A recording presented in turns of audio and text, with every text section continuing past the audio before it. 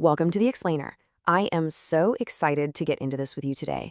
We are literally mapping out a massive 1400-year historical narrative, and we're pulling this straight from our source material to really dig into the deep roots of what is honestly one of the world's most complex regions. We're going to contrast two totally different historical eras, looking at how the core principles of leadership, accountability, and unity have, well, drastically shifted over time. Which brings up a massive question that we need to keep in the back of our minds as we go through this. How exactly did a land that was seamlessly unified under the early caliphs, operating under the super strict centralized system of justice, transform into the absolute center of a century-long fractured modern conflict? It's a wildly stark contrast. And our sources insist that to actually grasp the modern reality of the Middle East, we have to look back at how it all started. Okay, let's dive into this. Here's our roadmap. We'll start with the era of the early caliphate, then look at surviving famine and plague. After that, we'll jump to the Ottoman Empire's stance, the fall of the caliphate, 1948 and the Nakba, and wrap up with the modern Palestinian conflict. It's a lot of ground to cover, but every single step is absolutely crucial. All right, stepping right into our first era, Section 1, the era of the early caliphate. This was all about meritocracy, conquest, and strict accountability. So as the Islamic Empire was rapidly expanding under the second caliph Umar bin Khattab, his main focus wasn't actually just winning battles. It was all about absolute accountability. He wanted to make completely sure that no general, no matter how many wars they won, ever thought they were above the state, or the people for that matter. Take the story behind this number right here, 10,000. There was this legendary military commander, General Khalid bin Walid, wildly popular, right? He had an unbroken streak of victories. Anyway, he casually gives a poet a gift of 10,000 dirhams just for reciting some poetry. Well, Caliph Umar had spies everywhere, and when he caught wind of this, he immediately ordered a public inquiry. He demanded to know, did this 10,000 come from the general's own pocket or from the public treasury? Because if it was public money, that's treason. If it was his own, it's just wasteful extravagance. Either way, Umar actually used this to dismiss his most successful general, proving that literally no one was untouchable. And it gets even more interesting. To interrogate Khalid bin Walid, Umar didn't just send some other elite general. He sent Bilal, a revered companion who was a formerly enslaved man. In a world where former slaves had basically zero rights, Bilal is out there publicly interrogating the empire's top military commander. I mean, that is radical equality in action.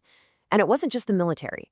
Our sources detail another amazing example with a governor named Saad bin Abi Waqqas. He built a door to his office to block out the noise of the public. So what does Caliph Umar do? He sends someone to literally burn the door down. The message couldn't be clearer. Leadership must always be accessible. Moving on to Section 2, surviving famine and plague. Really, the ultimate tests of leadership. You know, great leadership is really about how you handle absolute catastrophes.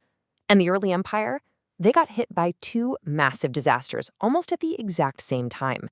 Down in Arabia, a horrific drought caused a massive famine. People were starving, crops were failing, and it was so bad that Caliph Umar actually suspended the punishment for theft if the person was starving.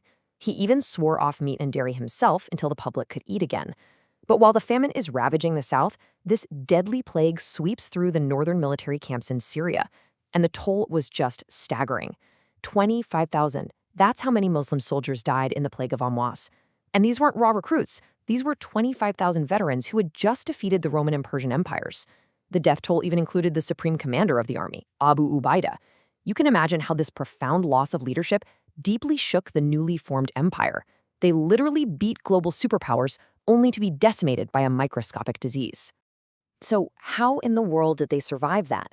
Well, a new commander, Amr bin As, stepped up and implemented a brilliant tactical response that's going to sound incredibly familiar to all of us today. He figured out the plague spread through close contact, so he ordered what was essentially a primitive but highly effective form of social distancing. Step 1, halt all intermingling right away. Step 2, break the army up and scatter everybody into the mountains. Step 3, isolate completely until the outbreak just dies out naturally. And no way, it actually worked. The plague was eradicated, the famine eventually broke, and the empire survived its absolute greatest existential threat through sheer disciplined leadership. Jumping forward, Section 3, the Ottoman Empire's stance, defending the Holy Land in a changing world. All right, fast forward centuries to the 19th century. That early Islamic governance system has evolved into the Ottoman Empire, which at this point is severely weakened and just drowning in massive European debts. Now, according to our sources, when the new Zionist movement offered to pay off those debts in exchange for land in Palestine, the Ottoman Caliph, Sultan Abdul Hameed II, was completely defiant. His response? I am not selling a single inch of the country. It belongs to the Islamic Ummah. He didn't look at Palestine as real estate to be traded to balance a budget. He saw it as a sacred trust belonging to the entire Muslim community. He flat out refused the enormous financial buyout, treating the land as this untouchable religious heritage. Next up is Section 4, Fall of the Caliphate: Nationalism, Secularization, and Shifting Borders. Now, as we enter the super complex, politically charged 20th century, I want to be clear that we are impartially exploring the specific historical narrative laid out by our source. And the source draws a really sharp contrast between two distinct ideologies here. On one hand, you've got the early Islamic governance model we just talked about, uniting vast, diverse lands strictly under shared faith and accountable leadership. On the other hand, you have the rise of modern nationalism. The narrative argues that figures like Mustafa Kemal Ataturk introduced Western secular nationalism into the Ottoman territories. And our source basically views this shift as an internal betrayal, a move that fractured those unified borders and ultimately dismantled the caliphate, leaving the whole region incredibly politically vulnerable. And right in the middle of this crumbling Islamic leadership, a truly pivotal document drops: the Balfour Declaration of 1917. Basically, this was a public statement by the British government, who had just taken control of the region, officially announcing their support for the establishment of a national home for the Jewish people in Palestine. Our source identifies this specific declaration as the critical, door-opening moment. With the Ottoman Caliphate collapsing and local leadership weakened, this declaration is what paved the way for mass migration into the region, all under European protection. Which brings us to Section 5, 1948 and the Nakba, the geopolitical earthquake. So that mass migration leads directly to 1948, which is the year the State of Israel was formally established. But our source focuses really heavily on the catastrophic human toll this event had on the local Arab population living in Palestine at that time. In the source material, 1948 is defined by the term the Nakba, which translates literally to the catastrophe. And the explainer details a really harrowing narrative of this period. It describes the mass displacement, dispossession, and outright expulsion of Palestinians from their ancestral homes. The source paints a very somber picture: burnt agricultural fields, stolen properties, and entire communities whose lives were just shattered overnight as a new state was formed on the land they'd inhabited for generations. To put the scale of this event into perspective, according to the source, you just need to look at this figure: 800,000. That is the estimated number of Palestinians who were forcibly displaced or fled from their homes during the events of 1948. The source really emphasizes this number to show how a massive political shift was, at its very core, an enduring human tragedy, one that created a refugee crisis that, as we know, persists to this very day. Moving into Section 6, Modern Palestinian Conflict: the shift from diplomacy to resistance. Let's move to the late 20th and 21st centuries and see how this builds. We're going to track how the Palestinian response evolved across a pretty rapid timeline in the face of this intractable conflict. It kicks off with the 1917 Balfour Declaration, followed closely by the formal abolition of the Caliphate in 1924, which stripped away that regional unified defense. Then comes the 1948 creation of Israel and the Nakba. Fast forward a bit to 1987, and we see the first Intifada. This was a grassroots civilian uprising, famously marked by stones thrown against tanks. And the immense pressure from that eventually leads to the 1993 Oslo Accords, which was a major attempt at a diplomatic resolution. Now, the source presents a pretty critical view of what happened after those 1993 Oslo Accords. It basically contrasts the Oslo approach, led by Yasser Arafat, which was all about pursuing diplomacy for partial Palestinian autonomy, against the resistance approach. The source argues that those treaties were ultimately a deceptive failure, pointing to continued Israeli settlements and broken promises.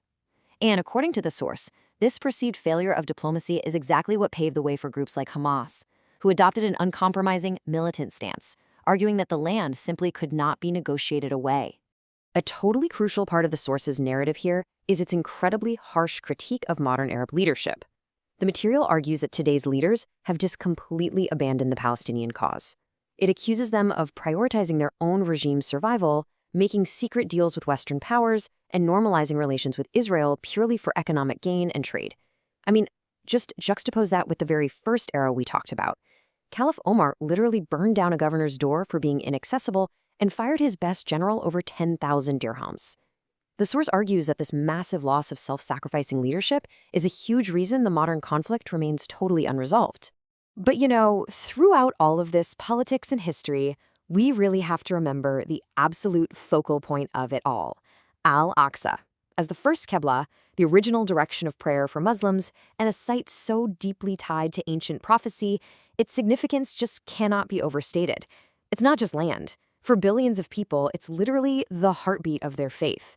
And today, it sits squarely as the burning, highly contested center of a modern geopolitical struggle, tightly intertwining ancient beliefs with modern warfare. So that leaves us with this final provocative thought. We've seen the absolute accountability and unified vision of the early caliphate, right? And we've contrasted it with the fractured nationalism, the broken diplomacy, and the enduring tragedy of the modern era. The question remains, will those historical principles of unity, strict justice, and unyielding accountability ever return to the region? And honestly, if they don't, how will this century-long conflict ever find a resolution? Thank you so much for joining me on this explainer today. Keep learning, keep asking questions, and I'll catch you next time.